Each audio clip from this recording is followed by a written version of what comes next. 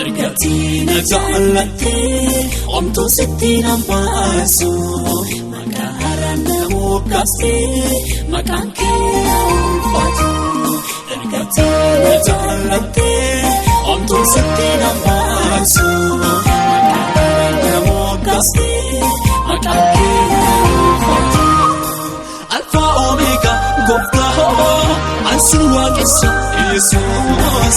Alfa Omega Gooftaa ansin waaqessa Yesuus. Ergati najaallatte omtu sitti nambaasu maqaan namoo kaste maqaan kee ulfaatu.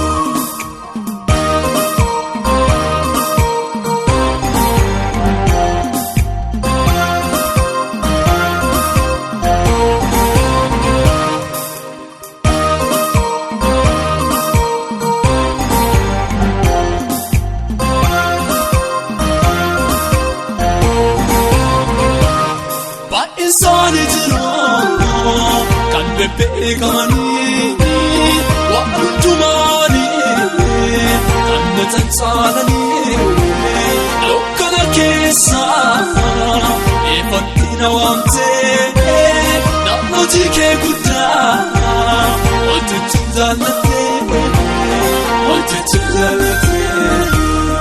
Ergati najaallatte omtu sitti nambaasu maqaan namoo kaste maqaan kee ulfaatu.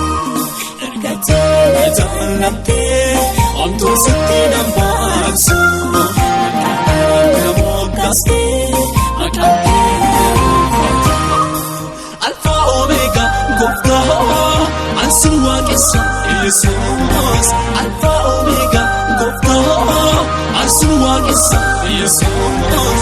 Ergati najaallatte omtu sitti nambaasu maqaan namoo kaste maqaan kee ulfaatu.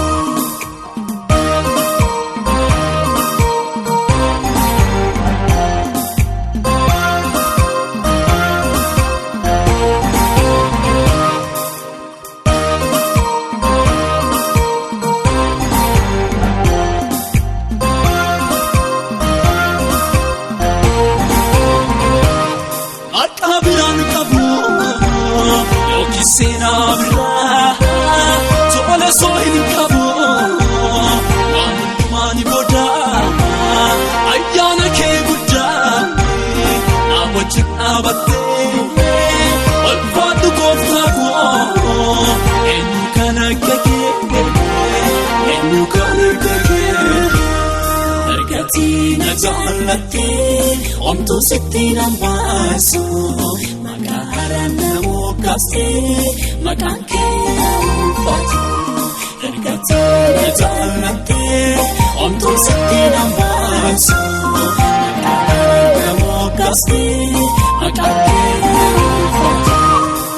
Alfa Omega Gooftaa ansin waaqessa Yesuus. Alfa Omega Gooftaa ansin waaqessa Yesuus. Ergati najaallatte omtu sitti nambaasu maqaan namoo kaste maqaan kee ulfaatu.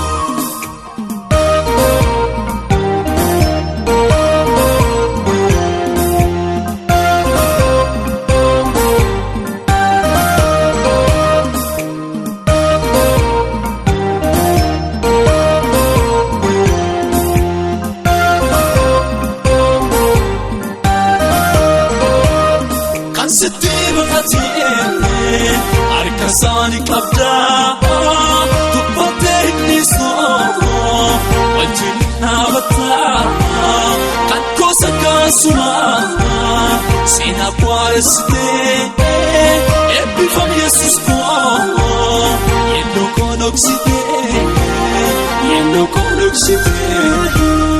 Ergati najaallatte omtuu sitti nan baasu maqaa haaraan na moggaaste maqaan kee ulfaatu Ergati najaallatte omtuu sitti nan baasu maqaa haaraan na moggaaste maqaan kee ulfaatu Alfa Omega Gooftaa ansin waaqessa Yesuus Alfa Omega Gooftaa ansin waaqessa Yesuus Ergati najaallatte omtuu sitti nan baasu maqaa haaraan na moggaaste maqaan kee ulfaatu